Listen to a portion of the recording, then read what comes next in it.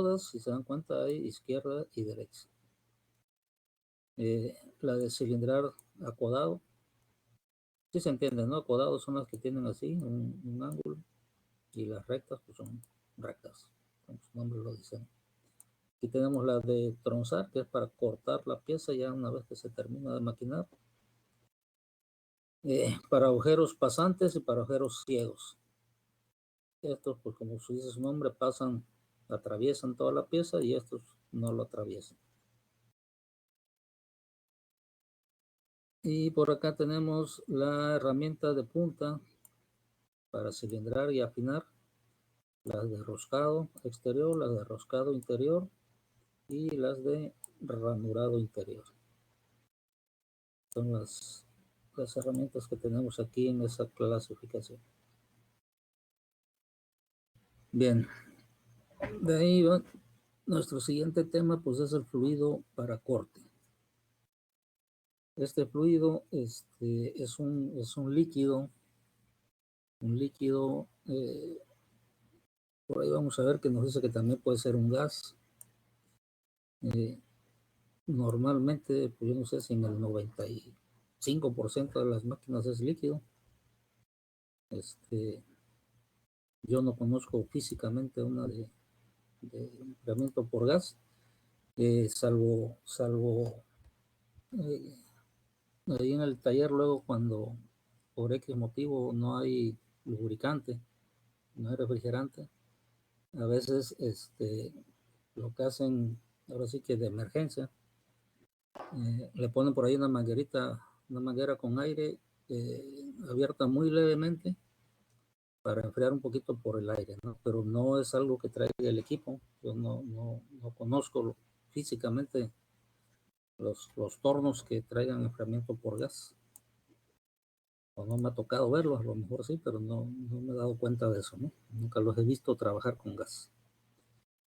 Entonces ese líquido, como vamos a ver más adelante, pues nos sirve para enfriar la herramienta y la pieza, y ese enfriamiento se logra a través de lubricación. O sea, los líquidos tienen una función de enfriar y de lubricar. Ahorita vamos a ver que hay líquidos que sirven mayormente para lubricar y hay líquidos que sirven mayormente para enfriar. Finalmente se puede usar el mismo líquido para ambas cosas, pero sí depende mucho del material, de la velocidad,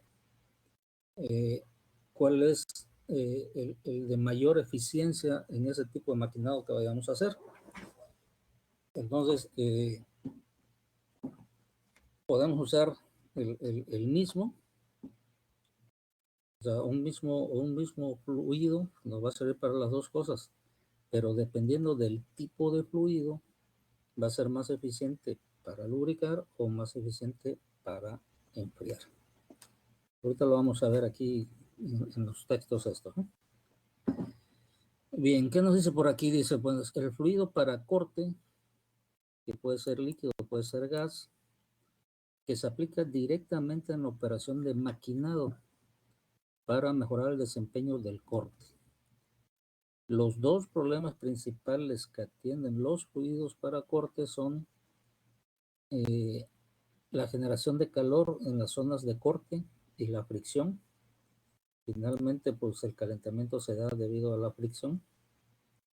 Y la otra, la fricción en las interfaces de la herramienta viruta y de la herramienta con el trabajo que estamos desarrollando. La pieza en sí, ¿no? Dice, además de la remoción del calor y la reducción de la fricción, los fluidos de corte brindan beneficios adicionales como el lavado de virutas, sobre todo cuando estamos haciendo mecanizados de esmerilado o fresado, que en vez de tener una viruta como tal, como se puede obtener en un maquinado de torneado, en estos casos es más como polvito, ¿no? Por llamarlo así. También tenemos una reducción de la temperatura de la pieza de trabajo para que el manejo sea más fácil, evidentemente más eficiente, ¿no? Se disminuye la fuerza de cortes al reducirse la fricción. Estamos reduciendo también la fuerza requerida para realizar el corte, ¿no? Y evidentemente menor fuerza, pues vamos a requerir menor potencia, ¿no? Entonces, si nosotros maquinamos una pieza sin lubricante, vamos a tener más fricción, vamos a tener más alta temperatura, vamos a necesitar más fuerza, más potencia en la máquina para hacer el mecanizado. Si nosotros le aplicamos el lubricante, pues todo eso mejora. También tenemos como ventaja, pues hay una ¿cómo llamarlo? Con más facilidad se acaba a la pieza con las dimensiones que se requieren, y evidentemente pues se mejora también el acabado superficial. Eso es lo que nos ayuda a estos fluidos, ¿no? Bien, tenemos diferentes tipos de fluidos para corte. Entonces, las funciones de los líquidos para corte, de acuerdo con los dos principales problemas de los fluidos para corte que ya comentamos, hay dos categorías generales: los refrigerantes y los lubricantes, lo que les platiqué al inicio, ¿no? Los refrigerantes son fluidos para corte diseñados para reducir los efectos de calor en las operaciones de maquinado. Tienen efectos limitados sobre la magnitud de energía calorífica generada durante el corte, pero extraen el calor que se genera. De esta manera se reduce la temperatura de la herramienta y de la pieza de trabajo y ayuda a prolongar la vida de la herramienta. ¿Vale? Entonces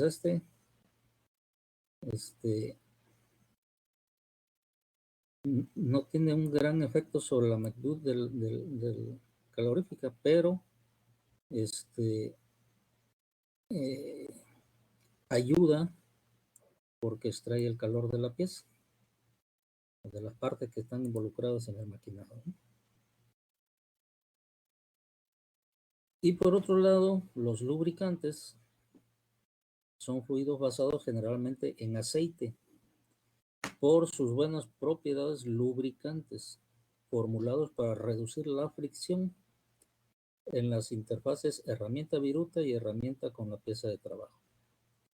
Los fluidos lubricantes de corte, estos operan por una lubricación de presión externa, en forma especial de lubricación que involucra la formación de una capa delgada de sales sólidas sobre la superficie caliente y limpia del material a través de las reacciones químicas con el lubricante.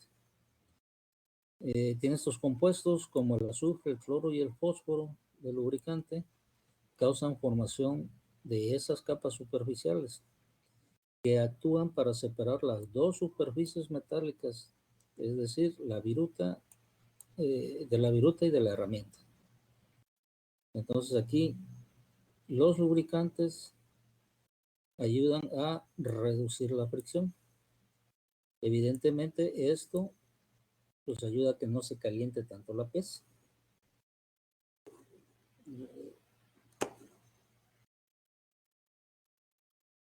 Bien. Ahora bien, la formulación química de los fluidos para corte. Hay tres categorías que, bueno, finalmente la tercera pues se convierte en dos, ¿no? Químicos y semiquímicos. Para corte, de acuerdo con la formulación química, tenemos aceites para corte, tenemos aceites emulsificantes, los fluidos semiquímicos y los fluidos químicos. Todos estos fluidos para corte proporcionan funciones tanto refrigerantes como lubricantes. Los aceites de corte son más eficientes como lubricantes, mientras que las otras 3 categorías son más eficientes como refrigerantes, ya que están formados principalmente por agua. Una parte de aceite por 30 partes de agua, si no mal recuerdo. Entonces, los aceites para corte son fluidos basados en aceites derivados del petróleo, de origen animal, marino o vegetal. Los aceites minerales basados en petróleo son los principales debido a su abundancia y generalmente por sus características lubricantes deseables. Para lograr la máxima capacidad de lubricación se combinan frecuentemente todos los tipos de aceite en un mismo fluido.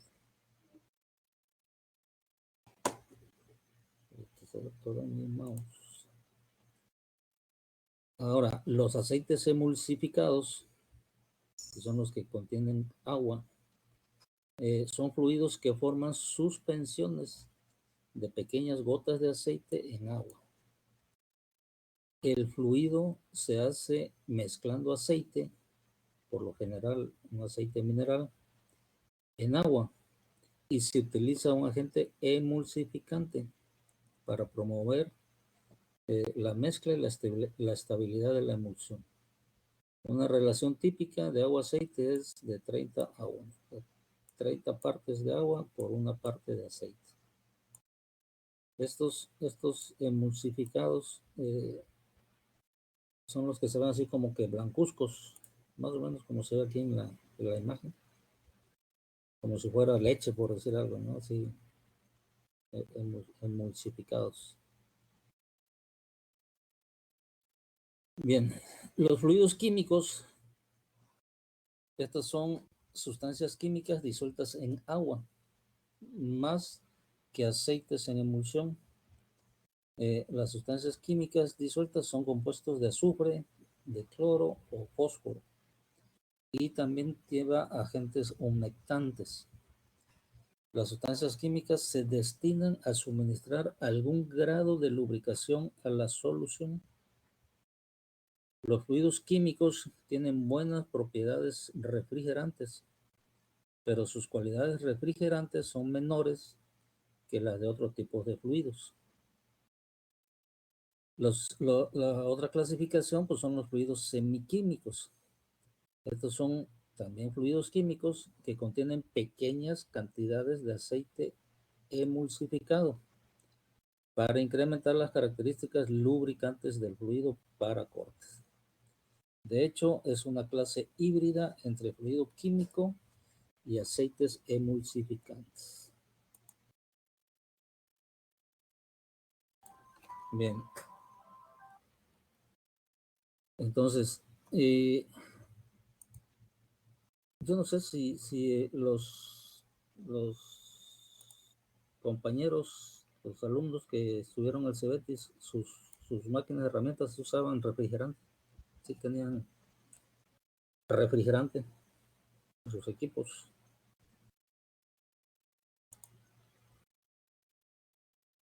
Bueno. Que yo recuerdo, no, porque Híjole, no lo escuché. Por lo general, pues damos lubricante, pues. Ok. No refrigerante. Ok. Y Sí. eso era, pues, muy, a veces en la misma escuela no nos daba, pero a veces era escaso el compra de recursos. Ok, esos ruidos son, se utilizan, se reciclan, pues, en la máquina. Tienen una bombita por ahí, un recipiente, entonces esa bombita pues lo manda el fluido a presión, enfría la pieza, cae en la charolita que está abajo donde están las guías de los carros, y de ahí se va a un depósito. Evidentemente pues tiene por ahí filtros y ese tipo de situaciones para que vuelva a agarrarlos la bomba y las vuelva a mandar a la zona de trabajo. Está ahí recirculando, o sea, no No es un lubricante que se utiliza y ya se desecha, sino sirve pues, para muchas horas de trabajo, ¿no? de una máquina. Evidentemente, pues a pesar de que tiene sus filtros y algún método para limpiarlo, pues va perdiendo sus propiedades, ¿no? Va perdiendo sus propiedades de lubricación, de enfriamiento y todo eso. Entonces, sí llega el momento que ya es necesario cambiarlos. Pero pues sí demora un buen rato, ¿no? Ahí estos fluidos. En algunos casos, sí, José, ¿ibas a decir algo? No, nada, profe, es que por lo general nosotros no tuvimos ese aparato, una era por manual, o sea, era un aceitador,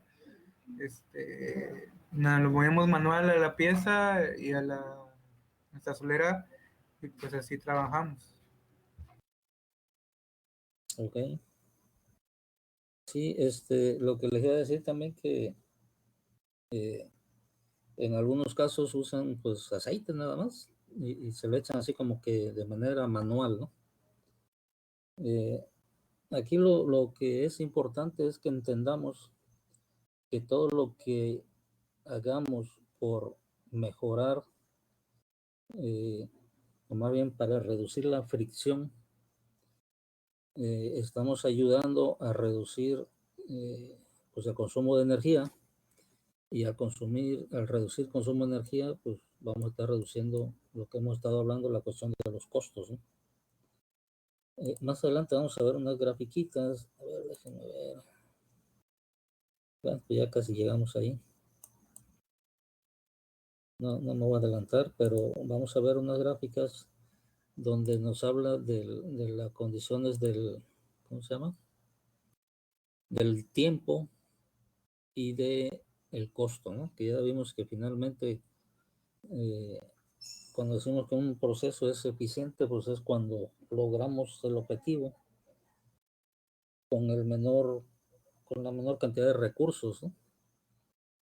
Entonces, nosotros utilizando estos aceites, lubricantes de enfriamiento, lo que hacemos es eso, ¿no? Reducir el, el tiempo un poco y con eso también mejoramos la calidad y logramos las dimensiones adecuadas, ¿no? Y también vimos por ahí que pues reduce la potencia requerida para el maquinado. Ahorita lo vamos a platicar más a detalle con la grafiquita. A ver, ¿dónde quedamos por aquí? Bien.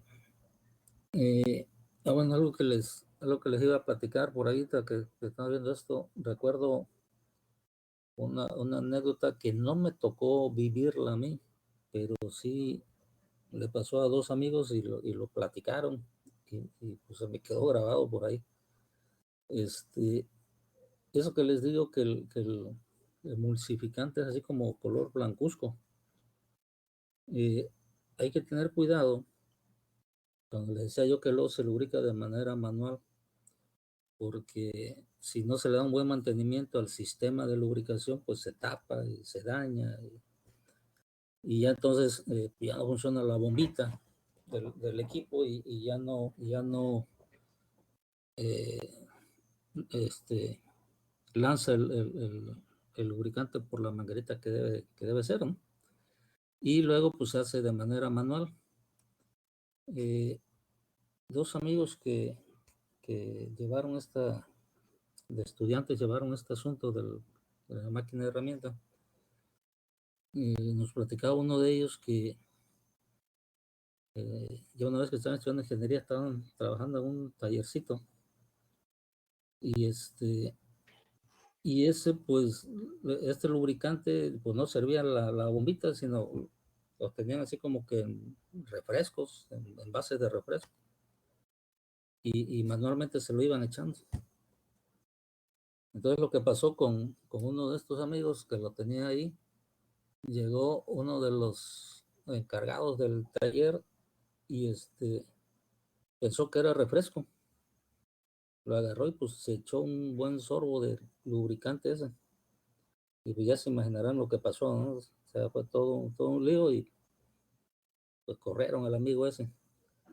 Entonces, pues aprovechando la anécdota, pues recuerden que no podemos poner ningún líquido en envases,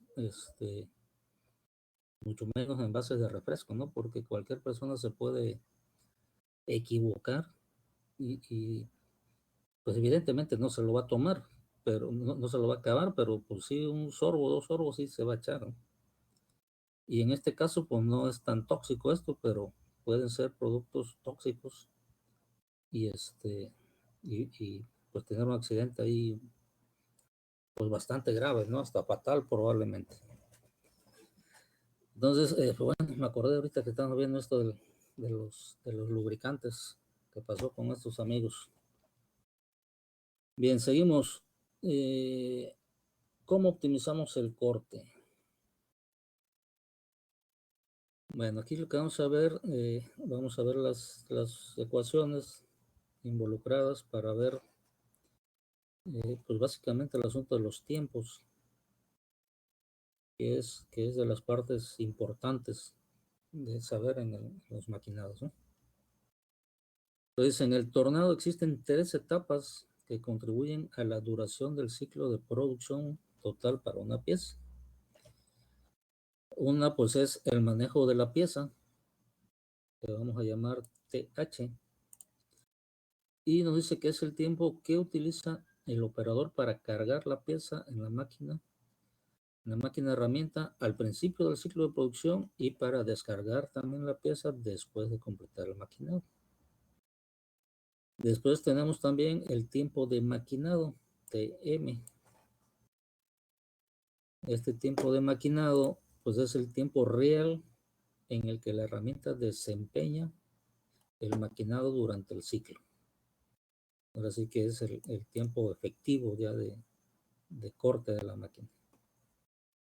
Y vamos a tener un tercer tiempo que es el tiempo para el cambio de herramienta.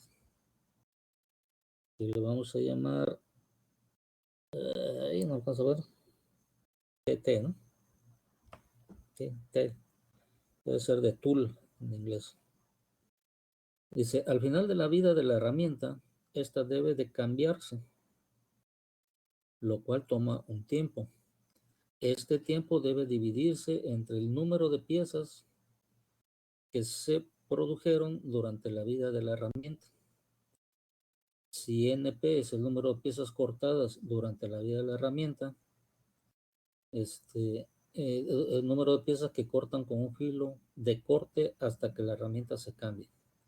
Entonces el tiempo de cambio de herramienta por pieza, pues es esta relación. El tiempo de cambio de herramienta entre el número de piezas. La suma de estos 3 tiempos nos va a dar pues el tiempo total por unidad de piezas, por la unidad de una pieza para el ciclo de operación de maquinado. Y pues tenemos esta, ¿no? El tiempo total, la suma de los 3 tiempos. Si se dan cuenta, algo que influye aquí es el tiempo de cambio de herramientas. Esta. Entonces, cuando hablamos del torno revólver, pues dijimos que ahorraba tiempo porque no tengo que estar haciendo estos cambios de herramienta, porque tengo un dispositivo en el cual tengo ahí ya varias herramientas y lo único que hace es, pues esto gira para ocupar una herramienta, ¿no? E inclusive algunas veces hasta maquinar al mismo tiempo con 2 herramientas, ¿no? Entonces ahí estamos reduciendo esta parte de aquí.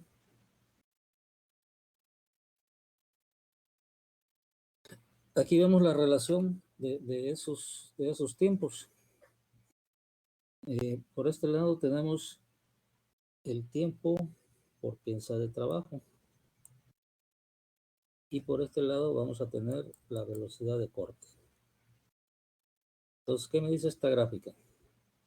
Pues de inicio, el tiempo de manejo de la pieza para instalarla y para retirarla cuando está maquinado es un tiempo constante. siempre va a ser constante, no tiene que ver nada con la velocidad del maquinado.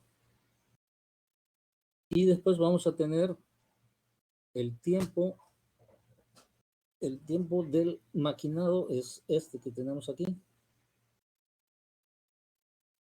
Si yo tengo una baja velocidad de corte, entonces mi tiempo de maquinado pues está elevado. ¿Sí? Baja velocidad de corte, me llevo mucho tiempo en fabricar una pieza. Conforme yo empiezo a aumentar mi velocidad de corte, el tiempo de maquinado de la pieza pues se va reduciendo, ¿no? Desde esta curva para acá. Entre más velocidad, pues tengo menos tiempo para fabricar una pieza. Más bien, me lleva menos tiempo fabricar una pieza. Pero ¿qué sucede con la herramienta? Con mayor velocidad, mi herramienta va perdiendo el filo más rápido. Sobre todo si no, aquí entra en función también lo que hablamos de los lubricantes, ¿no? Si tengo una mala lubricación, pues entonces voy a tener que estar cambiando más seguido las herramientas. Aquí no está considerado ese aspecto. Estamos pensando que se está lubricando y pues es algo constante el asunto de la lubricación, ¿no? Pero sí es importante saber que eso puede suceder. Entonces, más velocidad, más rápido se acaba el filo de la herramienta y tengo que cambiar la herramienta. Entonces, pues así se refleja. Si yo voy a baja velocidad, pues yo requiero de poco tiempo para este cambio de herramienta. A lo mejor ni siquiera las necesito cambiar, ¿no? Podría decirse que a lo mejor hasta es cero, ¿no? Aquí. Vamos a pensar que, bueno, sí se necesita cambiar, pero pues la voy a cambiar a lo mejor una vez nada más. Conforme yo avance, aumente mi velocidad de corte, pues entonces voy a requerir de más cambios de herramienta. Y más cambios de herramienta, pues me van a consumir más tiempo, ¿no? ¿Cuál es lo óptimo? Pues bueno, lo óptimo me lo da esta curva de aquí, que no es una suma a las tres curvas. Yo sumo las tres curvas, estas tres curvas, y el resultado pues es esta curva. ¿Cuál es lo óptimo? Pues el punto mínimo que tenemos por aquí. Esto pues mediante matemáticas, ustedes ya son buenos para eso. Encuentran el mínimo de esta curva y entonces ese mínimo nos va a decir cuál es la velocidad óptima para el menor costo, perdón, el menor tiempo para el maquinado de una pieza. ¿Qué es lo que estoy buscando? Este punto para conocer la velocidad ideal para maquinar a un tiempo ideal también. Eso es lo que me dice esta gráfica de aquí. ¿Sale? ¿Alguna pregunta sobre la gráfica? ¿O sobre el lubricante que vimos antes?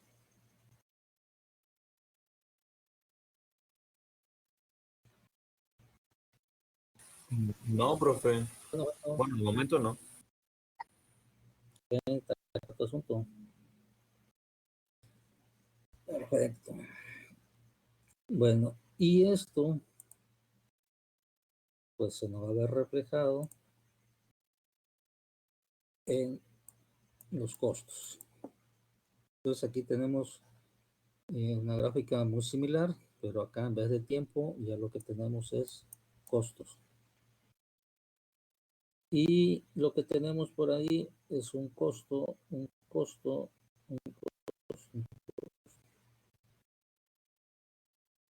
Okay. Esta gráfica nos incluye esta otra curva, que es el costo de la herramienta. En la de tiempo nada más estaba el tiempo total como resultado de la suma del tiempo de cambio de herramienta, del tiempo del manejo y del tiempo del maquinado. Entonces aquí en el costo estamos aumentando el costo de la herramienta. Tenemos el costo, este es el costo por el tiempo que me voy a llevar en el cambio de la herramienta. Y este es el costo de esa herramienta que voy a cambiar. Por eso es otra curva más que tenemos aquí, ¿no? Pero el comportamiento es el mismo. ¿Cuánto me cuesta para poner, perdón, ay,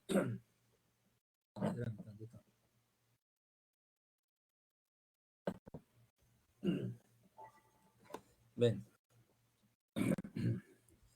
¿cuánto me cuesta la mano de obra? Aquí estaremos hablando de horas hombre, por poner la pieza en el torno y por quitarla. Es esta y esa es constante. ¿Vale? ¿Cuánto me cuesta cambiar la herramienta? Entonces, a menor, ya comentamos que a menor velocidad, acá está la velocidad, yo cambio menos veces la herramienta, ¿no? Entonces mi costo anda aquí abajo. Conforme yo aumento la velocidad, pues va siendo necesario hacer más cambios de herramienta. Entonces mi costo ya se me va por acá. ¿Okay? Además de este costo, ¿no? Más velocidad, más herramientas requiero estar cambiando, ¿no? Y de este lado tenemos la curva de el costo del tiempo de maquinado. Entonces, a baja velocidad, pues mi costo de maquinado es alto. Me llevo más tiempo en hacer la pieza, pues más costo. Aumento la velocidad de maquinado y mi costo empieza a reducirse, empieza a reducirse hasta acá. Igual que en la otra curva, la suma de estos costos, pues me da esta curva de costos totales. ¿Y cuál es mi velocidad óptima? Pues el mínimo de esta curva para tener este costo. Entonces, esta es mi curva de comportamiento en la realización de una pieza ya reflejado en costos. Acá es en tiempos y aquí es el costo. Es algo muy similar, ¿no? Entonces yo tengo que encontrar este punto óptimo y este punto óptimo. ¿Vale? Bien. Yo creo que esta es la última. Okay. Bien, preguntas, jóvenes, dudas, comentarios sobre este tema de el torneado. No, profe, todo bien. Sí, todo quedó claro, todo quedó entendido. Bueno, entonces, a ver, déjenme ver si tengo por ahí un videíto para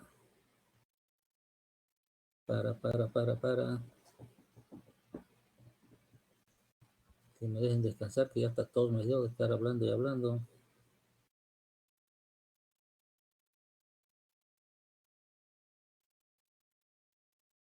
Bueno,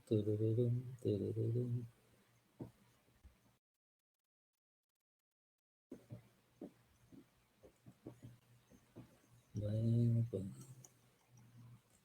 creo que ya vimos todo.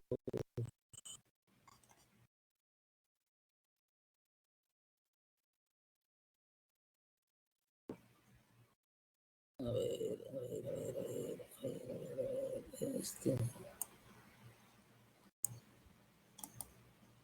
Que creo que no lo hemos visto.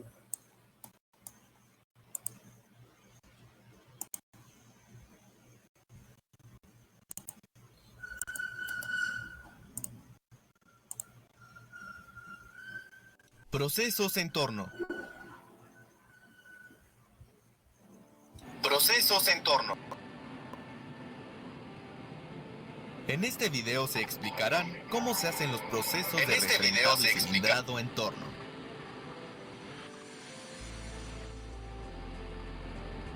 Para empezar cualquier proceso de torneado, es necesario realizarle a la pieza un refrentado.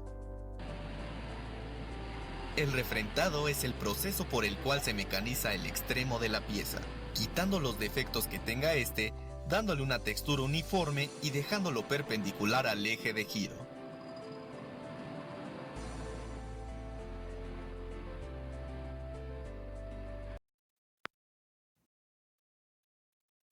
¿Qué reducimos en el maquinado de refrentado? ¿Qué se está reduciendo ahí? O disminuyendo. En refrentado es la longitud, ¿no? Exacto. En el refrentado reducimos la longitud de la pieza. Bien.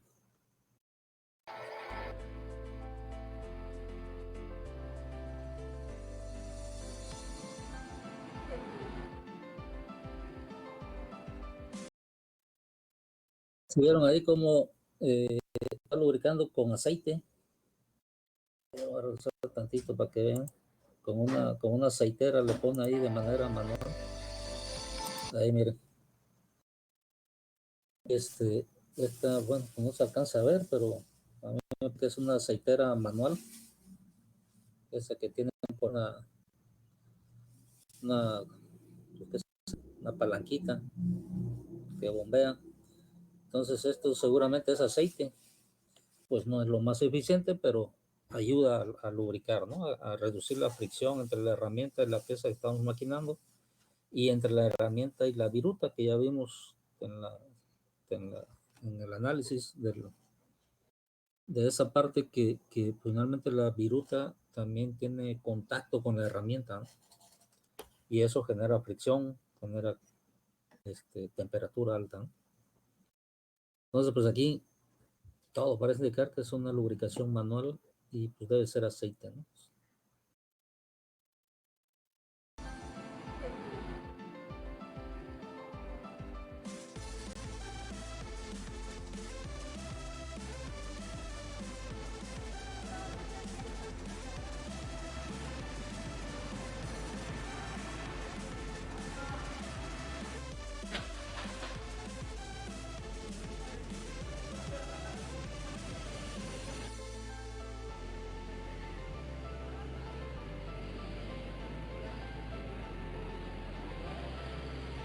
Después de refrentar, es necesario hacer una pequeña perforación en la parte central del refrentado utilizando el proceso de taladrado, colocando una broca en el contrapunto y asegurando el bloqueo de este para evitar accidentes.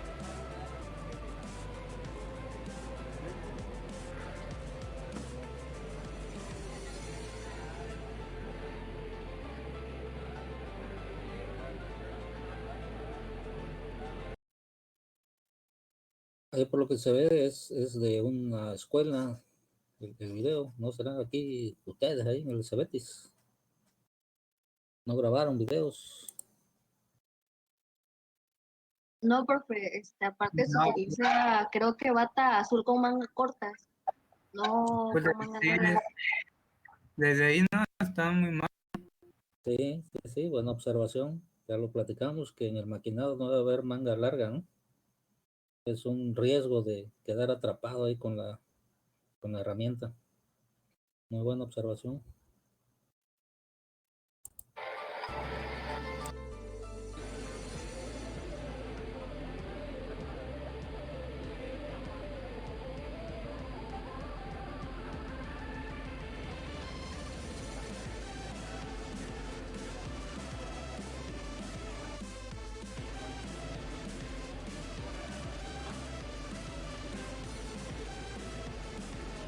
Después de perforar, se aplica un centro fijo en la perforación.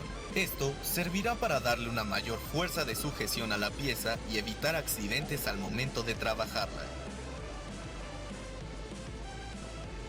En este caso, aplicaremos el proceso de cilindrado. Para empezarlo, se darán las medidas deseadas a la pieza utilizando un medidor vernier. Una vez determinadas las medidas, se acercará la herramienta de corte y se hará una marca de referencia.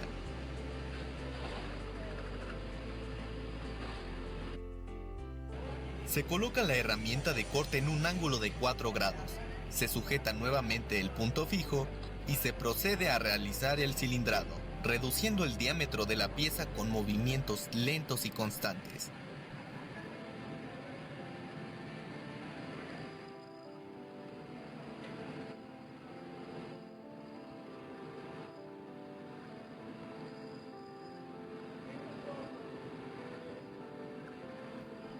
Es importante lubricar la pieza cuando se trabaja, porque así se evitará el sobrecalentamiento de la misma. El lubricante aquí usado es aceite.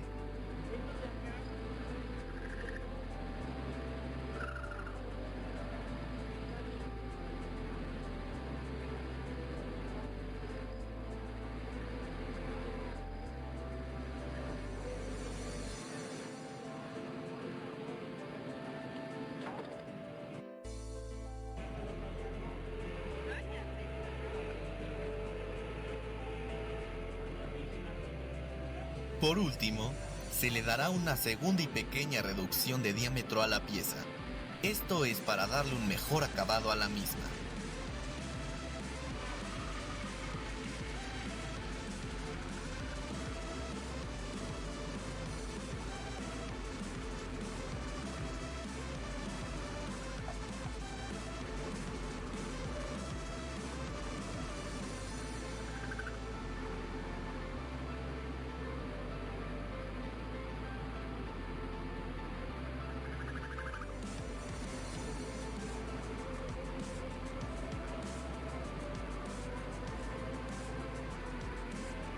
Y finalmente, obtenemos nuestra pieza cilindrada y refrentada.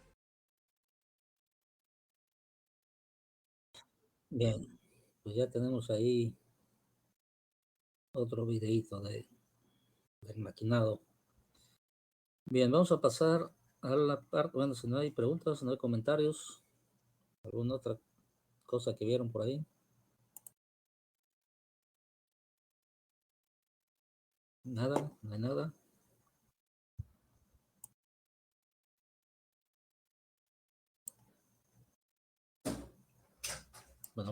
Bueno. ¿Quién anda por ahí? No, profe, yo creo que está bien explicado en el video. Bien.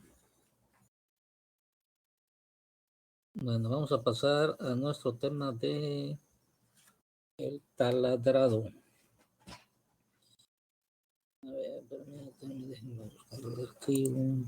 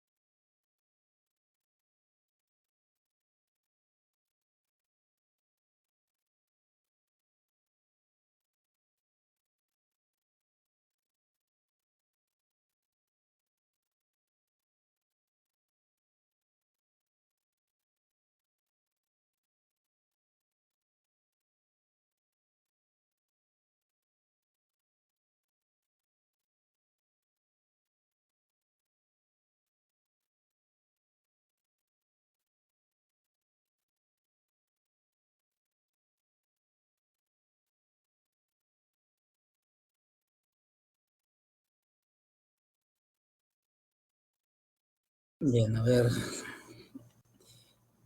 Vamos a iniciar el asunto este del taladrado. La máquina taladradora. Bien, ¿qué es una taladradora? Pues es una máquina herramienta con con la cual se puede mecanizar la mayoría de los agujeros que se hacen en las piezas en los talleres mecánicos. Estas máquinas de manejo sencillo tienen dos movimientos. Uno que es el de rotación de la broca, que es la herramienta. Ese movimiento le imprime un motor eléctrico de la máquina a través de una transmisión por poleas y engranajes. Y el otro movimiento es el movimiento de avance de penetración de la broca y que puede realizarse de forma manual, sensitiva o de forma automática. Esto si se incorpora una transmisión para ello. Bien, aquí vemos, pues como dice el nombre, la evolución de este tipo de máquinas. Si llegaron a conocer esta o esta, ¿no? Algunos de ustedes las conoció o las conoce por ahí todavía, en algunos lados las utilizan, sobre todo en carpintería. Yo conozco a partir del segundo para adelante. Yo el primero, ¿Cómo se llaman? ¿Cómo se llama?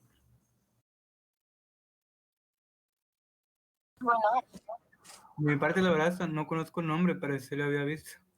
De hecho, ahorita jamás lo había visto con ¿cómo se llama? Con esta palanquita. No, el primero. Ajá. Pero no lo había visto con la punta, ¿cómo se llama? Con esto. Sí, o sea, había visto nada más la herramienta y ni siquiera sabía para qué era, la primera vez que hace para qué es. Ah, ok. Bueno, lo utilizan, lo utilizaban mucho los carpinteros. Y ahorita, pues a lo mejor por ahí, una que otra carpintería tendrá alguno por ahí. Se llaman barbiquí. Esta se le da vuelta en la manivela, aquí se sujeta con una mano y con la otra se le da vuelta aquí, ¿no? Y pues es una modificación, en vez de dar vueltas acá, pues se le da vuelta aquí con manivela. Y evidentemente, pues esto gira, aquí tiene la broca y es con lo que se hacen barrenos. Entonces, pues antiguamente los carpinteros es lo que utilizaban. Ya, pues ahora cada vez se utilizan los taladros ya eléctricos, ¿no? Bien, pues yo creo que sí, todos lo conocemos.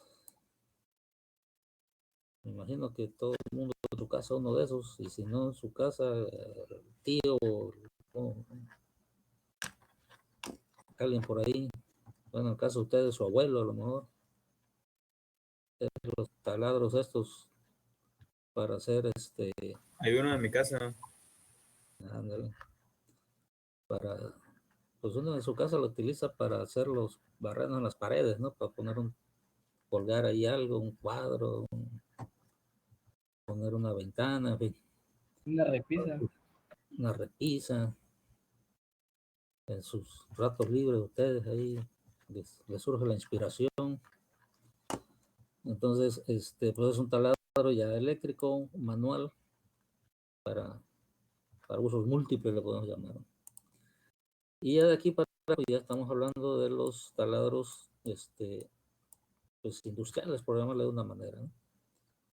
Pues es un taladro de banco normalmente, aunque hay algunos grandes de banco porque en muchos casos, dependiendo del tamaño, pues estos se ponen así como que en una mesa, ¿no?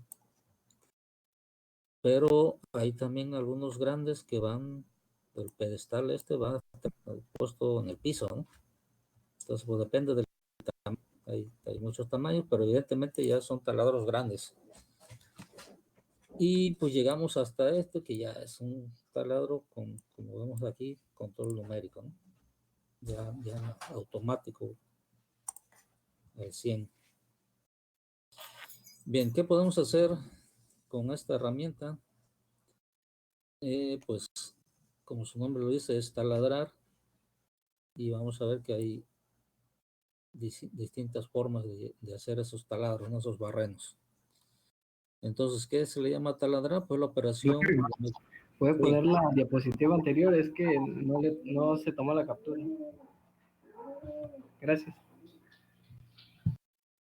¿Listo? Bien, entonces, ok. Dice, se llama taladrar a la operación de mecanizado que tiene por objeto producir agujeros cilíndricos, como aquí, o cónicos, como acá, en una pieza cualquiera, utilizando como herramienta una broca. Los tipos de perforaciones, pues vamos a tener el cilíndrico pasante, como este, que cruza de una superficie a la otra.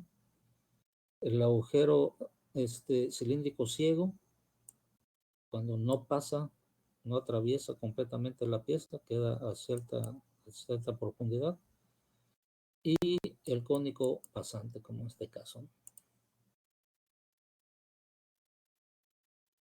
El taladrado es un término que cubre todos los métodos para producir agujeros cilíndricos en una pieza con herramienta de arranque de viruta. El taladrado puede ser de agujeros cortos y largos.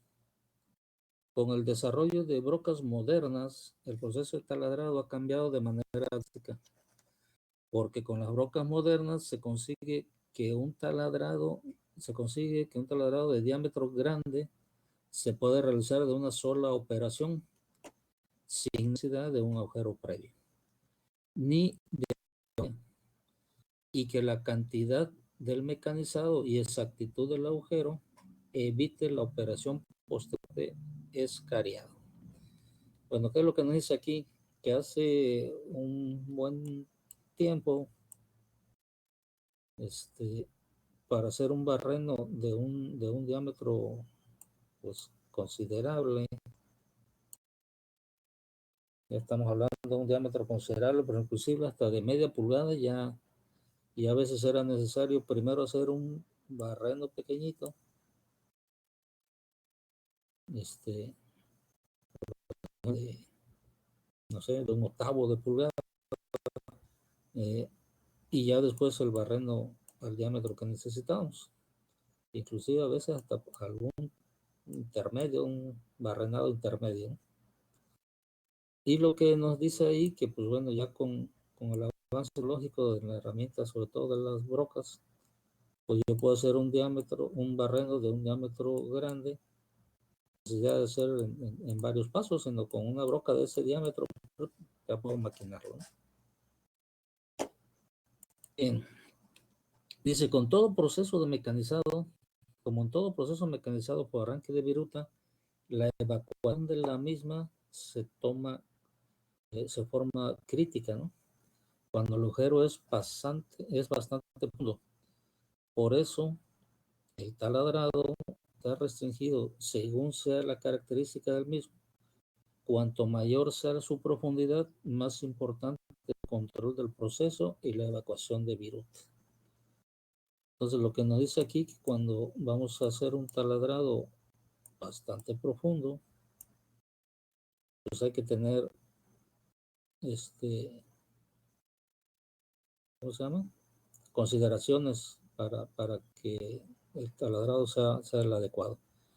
Lo que se hace en la mayoría de los casos, ya depende mucho de la habilidad del operador, es barrena hasta cierta profundidad, va a hacer terreno y saca la broca, ¿no? Limpia ahí el material y vuelve a meter la broca, a otro poco y vuelve a sacar la broca, y así se hace el barreno completo. ¿Para qué es eso? Pues bueno, si el mecanizado se hace bien, la escoria,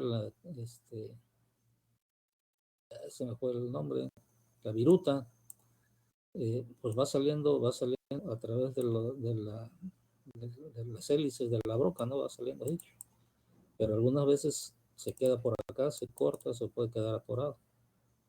Entonces eso causa fricción, causa calentamiento y pues llega hasta rayar la superficie, ¿no? Si se agrava eso, pues llega a poderse llegar hasta romper la broca, ¿no? Entonces, pues bueno, una forma de evitar eso pues, es pues, barreno hasta aquí, saco la broca, barreno hasta aquí, saco la broca y después ya barreno todo. Ahí sí tiene que ver la habilidad del operador. Bien, funcionamiento básico de las máquinas taladradoras. Dice, todas las máquinas se caracterizan por algún medio de rotación del corte y el avance de la misma a lo largo de su propio eje. Pues aquí vemos el movimiento, ¿no? Un movimiento de giro y el movimiento de avance de penetración. A lo largo de su propio eje dentro de una pieza estacionaria para producir un agujero de aproximadamente el mismo tamaño que el diámetro de la herramienta de corte. Entonces tenemos movimiento de rotación y el movimiento de avance.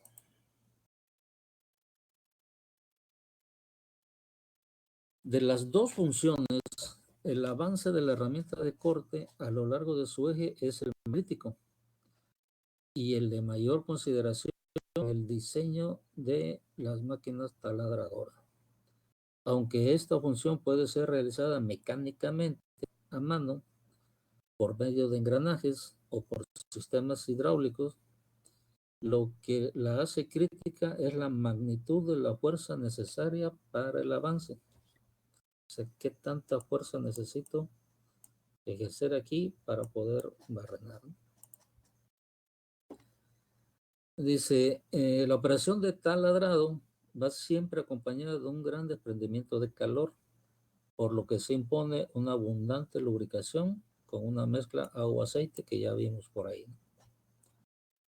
Aquí se requiere que sea el maquinado con lubricación. Dice, además del taladro, generalmente se puede ejecutar otras operaciones en las máquinas taladradoras, como el mandrinado, el barrenado, el roscado, el avellanado, el desbarbado, hacer cajas cilíndricas y el refrentado de agujeros. Todas otras operaciones están relacionadas estrechamente con el taladro con respecto a los movimientos básicos de la máquina y normalmente requieren un agujero taladrado para comenzar. Y pues bueno, aquí tenemos esos tipos de mecanismos que se puede con un taladro. El barrenado, pues bueno, es la función normal. Después tenemos la caja básica, que es tenemos el barreno y después hacer un barreno más grande, ¿no? Este tipo luego se utiliza para hacer, si el barreno lo voy a utilizar para meter un tornillo, en vez de que quede la cabeza del tornillo acá arriba, nos supone que es un tornillo de cabeza hexagonal, en vez de que quede acá, pues esta caja, y entonces la cabeza queda adentro de la superficie de la que estamos maquinando. Después tenemos el avellanado cónico. Se usa también para eso, en vez de usar como acá un tornillo de cabeza hexagonal, estamos hablando de un tornillo de cabeza cónica. Entonces, pues lo mismo, tenemos la pieza y con ese avellanado, así, pues el tornillo quedaría aquí, ¿no? Con su cabeza plana, cónica arriba, y pues aquí tenemos la superficie libre, por llamarlo así. Por aquí, el barbado, pues el barbado no es más que quitarle este hilito aquí, que no quede así, sino que quede con un poquito aquí así de, ahora sí que matar este filo, ¿no? Este filito, matarlo. Y después el refrentado, pues algo similar a lo de un torno, ¿no? Hacer un maquinado ¿cómo llamarlo? Pues frontal aquí, ¿no? También se puede hacer con un torno. Bien, tipos de máquinas taladradoras. Las máquinas taladradoras se pueden reunir en 5 grupos separados. Podemos tener un taladro de columna, taladros radiales, taladros horizontales, taladros de torreta y taladros de husillos múltiples. Una taladradora de columna. Estas máquinas se caracterizan por la rotación de un husillo vertical en la posición fija, en una posición fija, y soportado por un bastidor de construcción tipo C modificado. La familia de las máquinas taladradoras de columnas se componen de el taladro sencillo de transmisión por banda, la taladradora sensitiva, la taladradora de columna con avance por engranaje, la taladradora de producción de trabajo pesado, la taladradora de precisión o una taladradora para agujeros profundos. Son las variantes, por llamarlo así, ¿no? Los componentes principales de una máquina taladradora pues son los siguientes. Tenemos la base o placa de asiento. Esta pues es la que soporta la máquina en sí, y en algunos casos cuando el tamaño y el peso lo hacen necesario, a la misma, ¿no? Entonces vamos a ver aquí, estamos hablando de esta pieza de aquí. Después tenemos la columna, es el miembro principal vertical sobre el que van montados los otros componentes de la máquina en la correspondencia y alineamientos apropiados. Hay columnas de tipo caja, redondas o tubulares, que son las más comunes. Entonces, ¿cuál es la columna? Pues esta parte de aquí, donde puede estar subiendo y bajando la mesa de taladrar, y donde va a estar subiendo y bajando también el mecanismo de avance.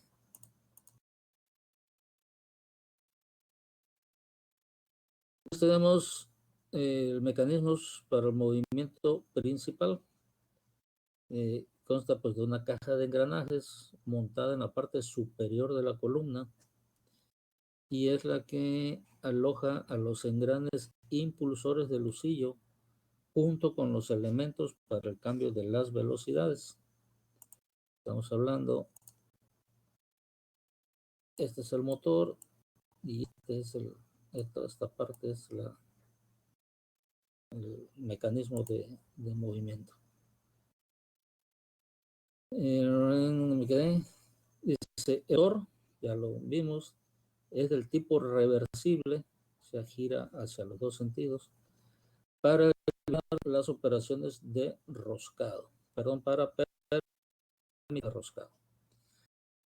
La potencia se transmite a la caja de engranajes por medio de un eje, por medio de bandas, o en algún caso directamente por medio de acoplamientos. De cualquier forma, el motor va colocado usualmente en la parte posterior de la columna para un mejor balance. Entonces, es el eje principal. Aquí tenemos un peso considerable, aquí tenemos otro peso considerable. Lo que nos habla que el motor está pues, a 100 grados aquí, pues para nivelar un poco el peso, ¿no? Finalmente, pues aquí tenemos más peso, y eso hace que la base sea más alargada hacia acá, ¿no? Y evitar que esto pues, se gire, se caiga. Entonces, este es el motor eléctrico. Aquí tenemos poleas, bandas y el juego de engranajes. Bien. Un mejor balance, ok. Aquí tenemos la figura. El mecanismo de avance, dice, el eje es el miembro giratorio que impulsa a la broca. Está ranurado para poder deslizarse hacia arriba y hacia abajo. a través de la caja de engranajes según se hace avanzar la broca hace avanzar la broca, la broca se la retira. Bueno, ahí está medio raro, se retira. En vez, la cabeza contiene los engranajes de avance accionados por una barra de avance desde la caja de engranajes y contiene los controles para la selección de los avances y dirección de giro. Mic Estamos on. hablando de Mic off. esta parte de aquí y esta parte que tenemos acá. ¿Dónde quedé? Aquí dice, el avance se realiza realmente en esta máquina por medio de un eje hueco montado en la cabeza. Este eje hueco soporta y guía al husillo y ejerce la de avance. Se pueden proporcionar ciclos de avance automático en los que sin atención del operario, bueno, esto no precisamente sin atención, la broca entra a la piel y se retira después de haber alcanzado la profundidad apropiada. Bueno, pues, a no ser o sea, de control de computadora, pues el operador nunca debe dejar de ver el maquinado. Bien, dice el uso. Está equipado con un agujero cónico para recibir el extremo cónico de las brocas o de un mandril, que es un dispositivo para el montaje de las mismas, o de otras herramientas de corte que se utilizan en la máquina, tales como machos o escariadores. Entonces estamos hablando de esta parte de aquí.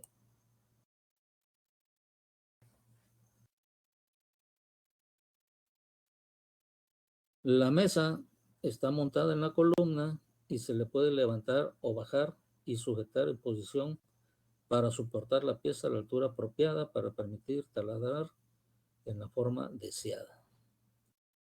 Y la placa de asiento, que es la base de la taladradora. Entonces, esta es la mesa. Realmente trae aquí como unas guías, y nos sirven esas guías para meter ahí algunas piezas, algunas herramientas de sujeción de la pieza que vamos a maquinar aquí, ¿no? Bien.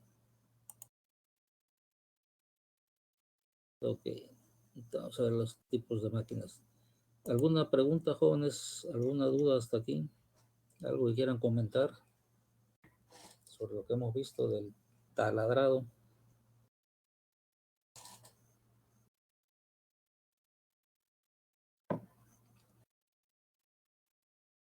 Bueno.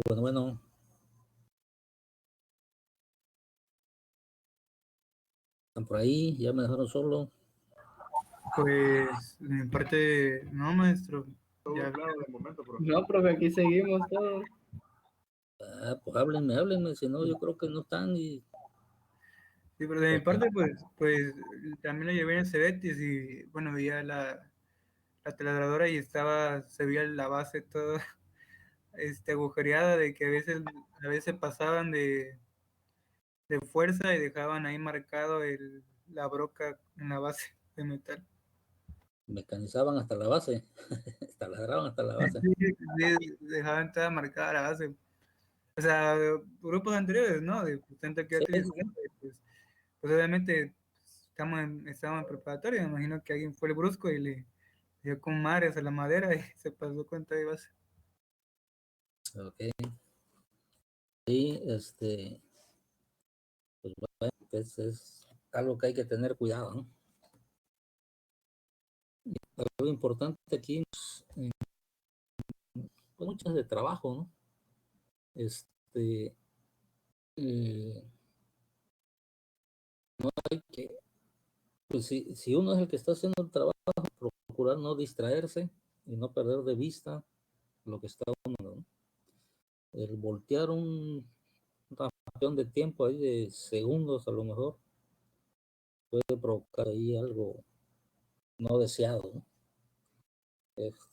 Echar a perder la pieza o lastimarse uno, lesionarse uno. No hemos hablado del equipo de protección personal, pero pues evidentemente aquí el riesgo, igual que en el torno, pueda brincar rebabas, ¿no? Entonces, una de las principales protecciones que debemos de tener son los ojos. Entonces, usar lentes de seguridad, gogles y muchas veces hasta careta completa, ¿no? Porque precisamente esas rebabas luego salen con altas temperaturas, y si sale con alta velocidad, pues en la cara se nos puede incrustar ahí una rebabita pequeñita, ¿no? A mí no me ha tocado ver que alguien se lesione la cara por una rebaba, sin embargo puede darse. Y lo otro, a lo mejor no nos daña en el instante, pero con el sudor que tenemos en la cara y todo eso de estar trabajando, se nos pueden quedar pegadas algunas rebabitas y después tallarnos la cara con la mano, y ahí sí nos puede cortar un poco, ¿no? Entonces, algo para evitar ese tipo de situaciones, pues se recomienda mucho el uso de la careta. Yo ahí me estoy protegiendo los ojos y pues toda la cara, ¿no? Es una buena... También pueden ser los lentes de trabajo también, ¿no? Sí, comenté, los lentes de seguridad son los de trabajo, o inclusive gogles. Los gogles protegen todavía más que los lentes de seguridad. Son más estorbosos, se empañan más que los lentes, pero pues protegen más. Yo hablaba de la careta porque la careta te protege toda la cara, no nada más los ojos. El riesgo principal y fuerte son los ojos. Eso, no podemos hacer un trabajo de este tipo sin anteojos de seguridad. Y pues les decía yo de la distracción. Entonces no se uno distraer, pero también quienes están alrededor, si alguien está viendo el mecanizado, no es adecuado darle o hacer algo a una persona que está trabajando en el torno, tiene uno que pararse sin que sin que uno distraiga a la otra persona, y no hablarle, no hacerle nada hasta que él deja de hacer el mecanizado que está haciendo, y él se retire y levante la vista, ¿verdad? Y ya entonces ya hablarle, y ya que se separe del maquinado, y ya decir lo que le tengo que decir. Pero que una persona esté trabajando y llegue alguien así por atrás o por un lado y le toque el hombro para decirle ahorita y todo eso no es correcto. Tiene uno que esperar que la persona termine de hacer lo que está haciendo, el avance, la penetración, el maquinado que está haciendo, y ya una vez que retira la herramienta y ya se levanta la vista o algo así, en ese momento uno puede abordar a la persona que está maquinando. Y pues bueno, le estoy diciendo esto por el comentario de su compañero, ¿no? Que pues a veces se pasan de perforar y pues llegan hasta la mesa de trabajo, pues probablemente pues, pasó algo así, ¿no? Se distraen y pues ya no ven hasta dónde debe llegar el avance de la broca, ¿no? Bien. ¿Qué otro tipo de taladros tenemos? Pues tenemos un taladro que se conoce como taladro radial. Esos taladros radial pues tiene muchas ventajas. Evidentemente, pues no es un taladro que pudieran tener en cualquier taller. Sobre todo por el costo. Estos taladros pues ya son más caros. Y entonces, pues solo pues en talleres grandes probablemente sí los tengan, ¿no? Porque sí ayudan bastante. Cuando tenemos piezas grandes y que hay que hacer varios barrenos en distintas posiciones de la pieza, este tipo de taladro pues ayuda mucho porque no tengo que estar moviendo la pieza. Lo que muevo es precisamente la columna del lucillo, ¿no? Bien, vamos a ver qué es lo que dice. Dice, estas se identifican por un brazo radial, este es el brazo radial, que permite la colocación de la cabeza a distintas distancias. Esta es la cabeza y nos habla de distintas distancias de aquí a acá, ¿no? Entonces puede ser a todo lo largo de este brazo. Yo puedo poner esto, lo puedo poner aquí, lo puedo poner aquí, hasta acá, hasta acá, hasta acá. Tengo toda esta gama de distancia en el cual yo puedo mover el lucillo de la columna y además la rotación de la cabeza alrededor de la columna. Bueno, ya vimos que esto yo lo puedo deslizar a todo esto. Pero también esto yo lo puedo mover alrededor de esta columna. Si esto lo viéramos de acá, yo tengo, mi base, mi columna. Aquí tendría yo el brazo radial, este brazo. Por aquí pues estaría, por así que ya la máquina del lucillo. Entonces este brazo pues prácticamente yo lo puedo girar pues, prácticamente todo el rato. Entonces yo puedo tener una pieza así, tengo que poner otra pieza acá, puedo tener otra pieza acá, puedo tener otra pieza acá, barrenar aquí a estas distancias, luego me voy para acá y barreno a distintas distancias, luego me muevo para acá y barreno a distintas distancias, y lo mismo por acá. Y evidentemente con esto que estoy ahorrando tiempo, y si ahorro tiempo, que estoy ahorrando costos. Si yo voy a maquinar varias piezas, entonces en vez de tener una pieza, ponerla y quitarla, y poner otra y quitarla, y poner otra y quitarla, aquí pongo una, estoy maquinando y estoy poniendo al mismo tiempo, me paso acá, estoy poniendo la otra, estoy poniendo la otra, entonces sin estar quitando y poniendo, yo puedo tener ya todas puestas y maquino aquí, maquino aquí, maquino aquí, maquino acá. ¿Vale? Esta es la gran ventaja de estos taladros radiales. Bien, nos quedamos. Con esta combinación de movimientos de la cabeza se puede colocar y sujetar los sillos para traer en cualquier lugar dentro del alcance de la máquina, lo que vimos, ¿no? Al contrario de la operación de las máquinas taladradoras de columna, las cuales tienen una posición fija de lucilla. Estas de acá, pues este está fijo. Tiene esta distancia y nada más. Y solamente esta posición. Y acá pues tengo toda esta distancia. Tengo todo el giro para mover, ¿no? Dice, en la figura 6 se muestra un taladro típico.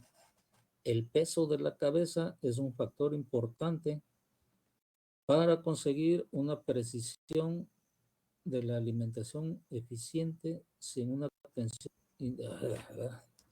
Dice, el peso de la cabeza es un factor importante para conseguir una precisión de alimentación eficiente sin una tensión indebida del brazo.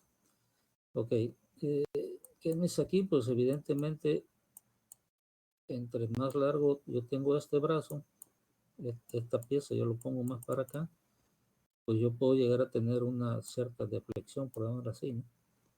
Y eso pues finalmente en el maquinado. Evidentemente todo eso está calculado para que eso no suceda. Este brazo puede flexionar para nada. Bien. A ver, creo que tengo de un taladro radial. Espérenme tantito, déjenme ver. Bueno, de hecho tengo uno del columna. Vamos a ver este.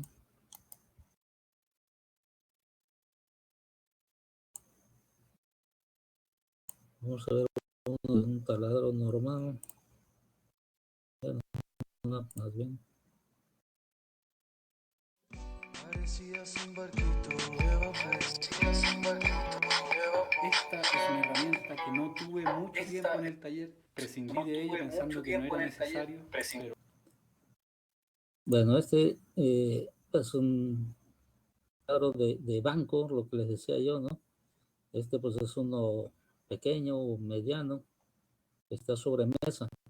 Ya los más grandes, la base del taladro va sobre el piso y evidente pues más grande, ¿no?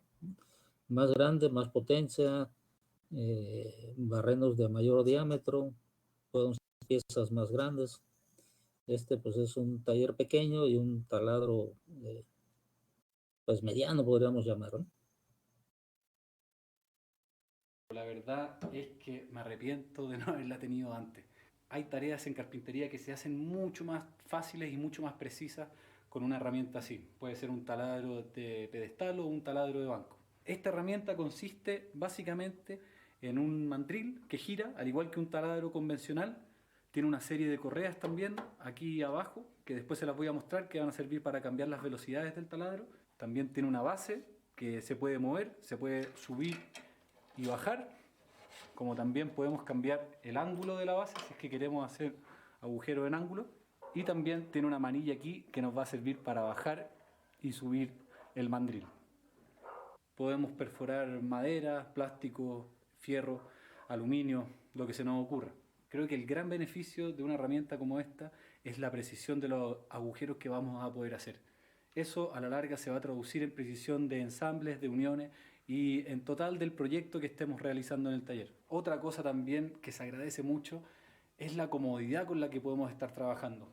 Muchas veces a mí me toca hacer trabajo en serie, ciertos productos o juguetes, por ejemplo, que estoy haciendo ahora, que involucran hacer el mismo agujero en distintas piezas cientos de veces en repetición. Con un taladro así simplemente lo puedo poner a una altura que me acomode y estar bajando y subiendo la broca sin ningún problema, a diferencia de tener que estar apoyado y moviendo el brazo, haciendo fuerza con el cuerpo, después con dolor de espalda, etcétera, etcétera. Los dos beneficios que yo he visto al menos, comodidad y precisión. Las velocidades del taladro, entonces las podemos cambiar acá. Se levanta esta tapa y aquí atrás tenemos un dibujo que nos muestra las distintas combinaciones para lograr las distintas velocidades. Esto, para que tengan una idea, funciona igual que las bicicletas. Como pasa la cadena de una polea a otra, dependiendo hacia dónde pase, va a ser el torque y la velocidad que tengamos. Y para cambiarla es súper fácil, tenemos que tomar estas correas y tirarlas un poco para arriba y girar con la otra mano las poleas. Resulta súper fácil. Es así de simple como están viendo, o sea, de forma manual. Movemos las correas, las guiamos y giramos. Y ahí va a cambiar de carril. Lo mismo al otro lado. Si estamos trabajando con maderas duras, Eso que está haciendo esta persona, alguien de aquí, bueno, creo que sí hay varios, que llevaron la parte de seguridad. Antes de hacer esto, ¿qué es lo que tiene que haber hecho este amigo? ¿Recuerdan? ¿Quién llevó por ahí? José Eduardo. ¿Mandé? Una sería que esté totalmente desconectado del equipo, ¿no? ¿Totalmente qué? Desconectado de energía. Exactamente. Siempre que ustedes metan mano a una máquina, siempre tienen que desenergizarlo. Y después de desenergizar, También faltan los guantes, ¿no? no. ¿Cuál sería la otra acción importantísima también? Igual que desenergizar.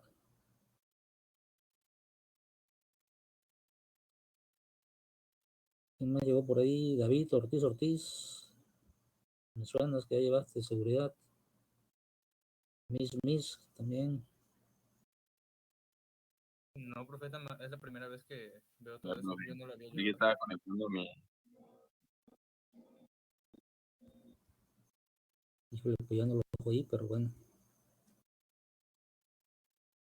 La siguiente, jóvenes, desenergizar es importantísimo, pero si yo desenergizo y me voy a moverle a la máquina, puede llegar a una zona y energizar. Y entonces de nada sirvió que yo haya desenergizado. Siempre que yo energizo, debo de poner un candado. Igual, así un candado como el que ustedes conocen, para que nadie llegue y energice el equipo mientras yo le estoy metiendo mano. Si nada más desenergizo, me estoy protegiendo, pero a medias. Corro el riesgo de que algún curioso por ahí pase y ¡pum!, energice y el equipo entra a operar. Entonces tengo que desenergizar, y una vez que desenergizo, normalmente pues la desenergizada es en un switch, algo así, que trae un brazo, y ese brazo trae opciones de que uno pueda poner ahí un candado. Pongo el candado, lo cierro, y nadie tiene llave de ese candado más que yo, que voy a meter mano. Ya, una vez que yo termino de hacer el trabajo que estoy haciendo, entonces ya quito mi candado, energizo y salgo. Eso es importantísimo, ¿sale? Seguimos. ¿Mande? Sí, profe. Ok. Se recomienda usar velocidades más lentas. Con maderas blandas podemos usar velocidades más rápidas, igual que el metal. Si estamos taladrando metales muy delgaditos, podemos usar velocidades medias a más rápidas. Y si estamos taladrando grosores o metales de mayor grosor, se recomienda usar velocidades más bajas. Como ven acá, yo tengo el taladro de banco sujetado con un sargento a mi mesón. Lo que se recomienda, y es lo que voy a hacer más adelante cuando me haga un mesón específico, especial para este taladro, es que ustedes se anclen muy firmemente a una superficie de trabajo para que no haya ninguna posibilidad de que se les mueva esto, sobre todo cuando están taladrando y haciendo un poco de fuerza. Al hacer este movimiento es probable que el taladro quiera moverse para los costados, así que mejor anclarse bien a un mesón firme cuando estén trabajando. Les voy a mostrar entonces lo que ustedes quieren ver, que es cómo funciona este taladro. Vamos a poner distintas brocas y vamos a perforar diferentes superficies para que vean cómo funciona esta herramienta. Vamos a partir con una broca de 6 milímetros para madera, que es una de las brocas que más se usa acá en el taller. Lo apretamos con la mano y después terminamos de apretar con esta llave. Entonces, como ven aquí, mi base quedó muy abajo con respecto a la broca. Entonces no alcanzo a hacer el agujero, tengo que dar muchas vueltas de aquí arriba. Entonces lo que se hace es que se suelta esta base con esa palanquita así de simple y subimos un poco hasta que lleguemos cerca del terciado. Ahí estamos, mucho mejor.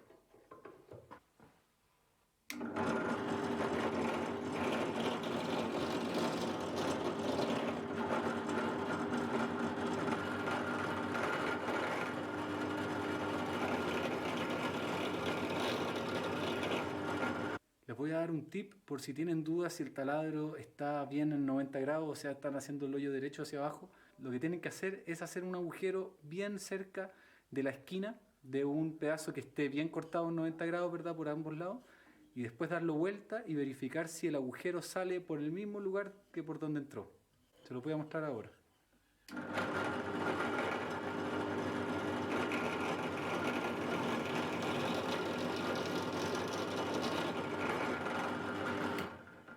Este fue el agujero de entrada y por el otro lado se pueden dar cuenta que salió por el mismo lugar o la misma distancia de las paredes que por donde entró. Ahora, por supuesto, siempre podemos chequear, ¿verdad?, con una escuadra, verificar si la base está en 90 grados con respecto a la broca de distintos ángulos. Voy a cambiar esta broca y vamos a poner una broca Forstner para mostrarle otra opción que trae este taladro, que es una opción de tope, para poder controlar la distancia o la profundidad de nuestros cortes. Aquí tenemos que empezar a tener cuidado, ya que la base tiene un agujero para que las brocas pasen de largo, pero ya esta broca está muy justo en el diámetro, entonces si nos descuidamos y pasamos de largo con la madera podemos dañar nuestras brocas al hacer contacto con la base. Una opción de hacer agujeros de mayor diámetro que este hoyo que trae la base es poner una tabla de sacrificio arriba de nuestra base y sobre esta tabla de sacrificio hacer los agujeros que necesitamos. Para fijar entonces esa opción tenemos aquí un sistema que me pareció bastante rudimentario, pero que funciona bien, que son simplemente dos tuercas pasando por un hilo. Lo que tenemos que hacer es bajar estas tuercas manualmente hasta que lleguemos a un punto que sea la profundidad que nosotros queremos lograr con la broca. Aquí al ladito también, que no se lo había mencionado, está la regla. A medida que bajamos nosotros el mandril, baja también la regla para saber cuánto estamos cortando. Para este ejemplo yo voy a bajar más o menos hasta la mitad del terciado, y eso significa que el mandril va a llegar como hasta acá. Entonces me quedo aquí hasta que lleguen aquí hasta este tope. Son dos tuercas para que se puedan bloquear una con la otra, para que así no se nos mueva nuestro punto de referencia. Útil también sería tener esta llave que le haga estas tuercas aquí pegada con un imán o algo así. Ahí pueden ver que bajo el mandril, pero la broca va a llegar solo hasta ahí, al lugar donde fijé.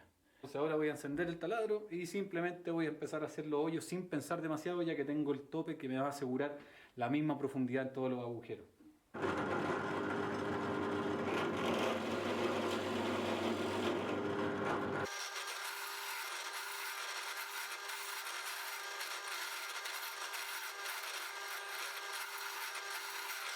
Aquí se pueden dar cuenta que todos los agujeros quedaron con la misma profundidad. Una opción súper útil. Y aquí les puedo mostrar para que vean que es verdad, que no les miento, la cantidad de hoyos que tuve que hacer para estos juguetes que estoy haciendo, un trabajo que tenemos con mi hermana. Imagínense hacer todo esto de forma manual, qué tedioso y qué cansador sería. Y con este taladrito ahí me instalé un ratito, tuve como 1 hora y salieron todos estos hoyos y toda esta avellanada súper precisa, se ve un trabajo más profesional, mejor hecho. Vamos a poner ahora una broca para metal, para que cortemos un poco de metal. Y también aprovecho de darles un par de consejos. Y aquí tenemos un pedazo de metal entonces, puse una broca de 5.32 y puse la velocidad del taladro en la velocidad más lenta. A ver cómo funciona. También si van a perforar metal se recomienda siempre usar estos aceites, este es bien bueno, que es un 3 en 1, lo venden en la ferretería, cuestan barato. Le ponen un poquito ahí donde van a hacer el hoyo, para que no se caliente la broca, no se destemplen. Recomendable también, ahora que vamos a cortar metal, es usar guantes, por si se nos llega a mover esta pieza para que no nos corte las manos. También usar protección para los ojos.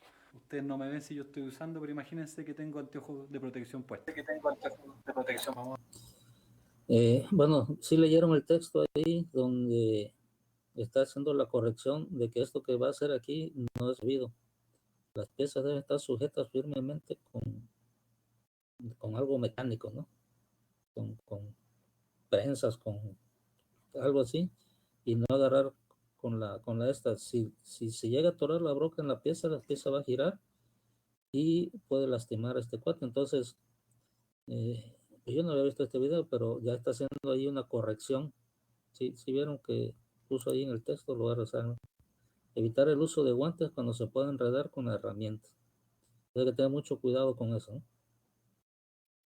Yo he visto, También profe, usar prensadoras, protección para los... así como el tipo exactamente de ese taladro, donde literalmente, pero son más grandes y por la fuerza, por no agarrar bien exactamente por guantes, a un compañero igual se le voló literal, o sea, casi le truena la mano porque se lo llevó por usar guantes así. Sí, Y pues yo creo que también ahí está haciendo igual otro método de inseguridad porque se supone que en trabajo pues no tienes que llevar accesorios y el chavo ese lleva pulseras y así. sí, está mal. Nada de anillo, pulseras, relojes, nada de eso se puede llevar en pues prácticamente cualquier trabajo de la industria, ¿no? Pero peor todavía si se está haciendo trabajos con una máquina así, ¿no? Una máquina de herramientas. No debe hacerse eso. Bien por la observación. Bien, ya nos falta poquito, ya nos faltan 4 minutitos. Ya no me detengo más.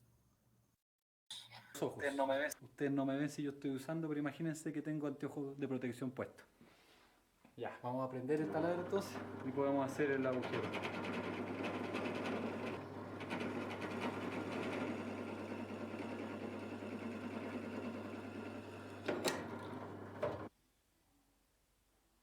Voy a poner una broca de mayor tamaño ahora para exigirle un poquito más al taladro, a ver cómo nos va.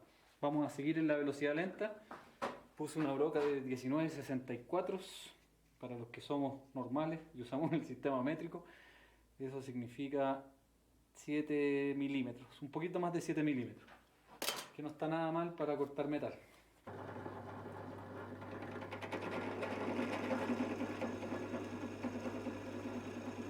Pueden ver cómo sale humito. Ese humito que sale es del aceite. Tienen que ir con estas brocas más grandes, tienen que ir echándole aceite a la pieza que están cortando para que no se caliente la broca.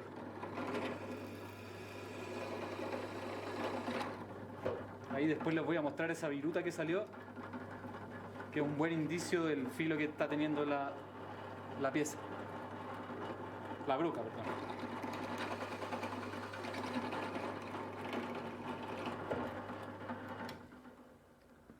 Ahí lo cortamos sin ningún problema. Cuando cortamos metal, esto es lo que buscamos. Este tipo de virutas continuas indican que tenemos una broca con muy buen filo. Inviertan también en buenas brocas. Lo van a agradecer con el tiempo. Este modelo, a pesar de ser de 250 watts, que no es mucho wattaje tampoco, como vieron, corta sin ningún problema con una broca de 7 milímetros, un metal medianamente duro. Yo, como trabajo en carpintería, rara vez voy a necesitar diámetros mayores para metal, y para madera ya este taladro está más que suficiente. Así que no se calienten demasiado la cabeza si están trabajando en carpintería. Un taladro así como este, más compacto, que se pueda poner sobre un mesón, les va a ser más que suficiente. Aquí aprovecho de mostrarles las especificaciones al que le interese. También les voy a hacer un zoom aquí a la etiqueta, al modelo. Es de marca Makita, una marca que todos conocemos, una marca confiable. Y también, por supuesto, les voy a dejar el link abajo para el que esté interesado en comprarlo. Este taladro lo vende una tienda que se llama Aritrans, que son de acá de Pirque. Además, yo soy de Pirque, así que son mis vecinos. Feliz de poder. Bueno, ya la parte comercial aquí. ¿Algún comentario aparte de lo que hemos hecho, jóvenes? Del Yo, maquinado. profe, Sí, no sé si escuché bien, pero creo que dijo en una parte, imagínense que traigo lentes de seguridad. Por sí, lo no traía. tanto, cuando estaba mostrando no traía. Así es.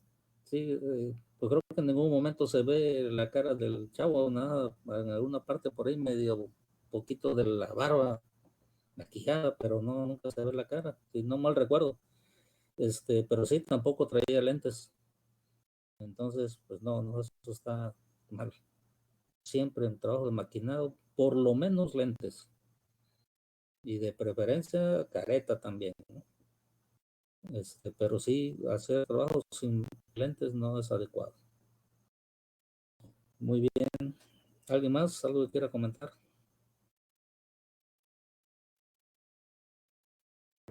Nada, pues si no hay más comentarios, pues lo dejamos hasta aquí. Nos pasamos ahí un poquitito. Pero bueno, ya vimos este video. Pues si no hay comentarios, jóvenes, nos vemos el viernes, ¿no? Dale, profe. Dale, que Tenga buen pasen, día. Buenas noches. Buen día.